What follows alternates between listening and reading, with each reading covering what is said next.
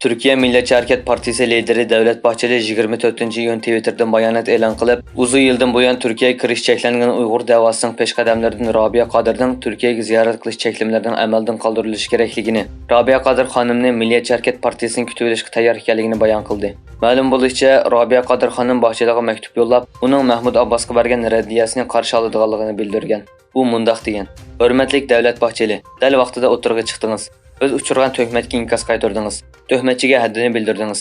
Haqqoniy so'zingiz va toningiz bilan mazlumning yanida turishning, zolim va uning yantayoqlariga haddini bildirishning nodir bir ulgusini ko'rsatdingiz."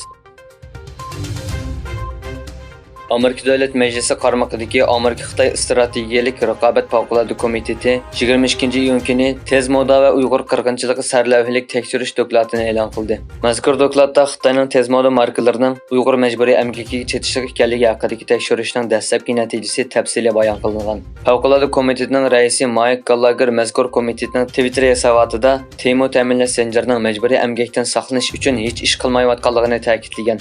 Dokladda yana Amerikada tijorat qilayotgan barliq shirkatlarning ta'minlash zanjirini tozalash, Xitoy hukumatining Uyg'ur xalqiga irqiy qirg'inchilik yurgizishga yantayoq bo'lib qolmaslikka kafolatlik qilish majburiyati borligi ta'kidlangan.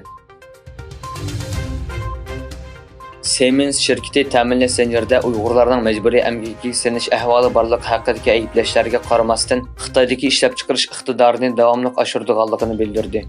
Shirkatning bosh direktori va bosh ijroiya amaldori Roland Bosch yaqinda Berlinda Shanxay agentligining ziyoratini qabul qilganda Xitoyning dunyodagi eng chong sanoat bozori ekanligini, Siemensning Xitoy bozorining taraqqiyotiga ergishib borliqqa kelgan fursatga intayin ahamiyat berganligini o'ttirg'a qo'ygan.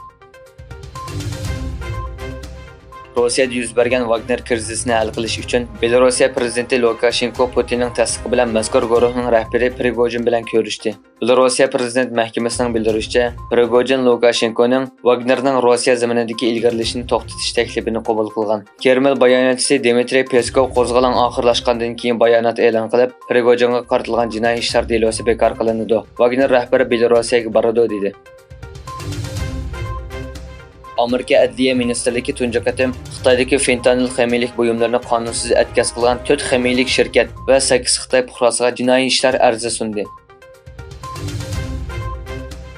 Xitoy Tashqi ishlar ministri Qin Gang Beijingda Rossiyaning muavin tashqi ishlar ministri Andrey Rodinko bilan ko'rishdi. Bu uchrashish Wagner guruhining kelishimi bilan Moskvadagi ilgarilashni to'xtatgandan keyin ep berildi. Diqqat qilishga arziydigani shuki, Xitoy hukumatı tunugun Rossiyada yuz bergan Wagner guruhining to'polonga munosabatlik hech qanday rasmiy bayonot e'lon qilmagan.